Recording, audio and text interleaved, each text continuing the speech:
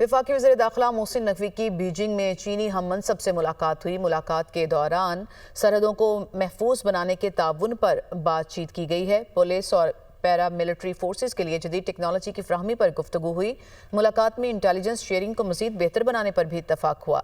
Police के लिए जदीद आलात और टेक्नोलॉजी के हसूल पर तफसीली तबादला ख्याल हुआ। बीजिंग पुलिस और इस्लामाबाद पुलिस में ताउन बढ़ाने का फैसला।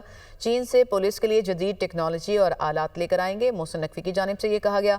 और वज़ीर दाखिला मोहसिन नकवी की चीनी हम मनसब को पाकिस्तान के दौरे की भी दावत और जनवरी में जॉइंट वर्किंग ग्रुप की मीटिंग पर इत्मीनान का इजहार किया। वफाकी वज़ीर दाखिला और चीनी हम मनसब के दरमियान मुलाकात 2 घंटों तक जारी रही।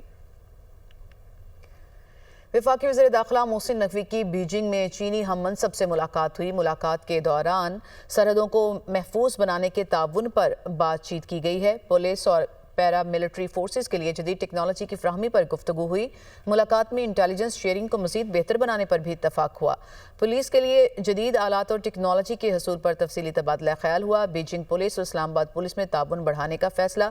चीन से पुलिस के लिए जदीद टेक्नोलॉजी और आलात लेकर आएंगे, मोहसिन नकवी की जानिब से ये कहा गया।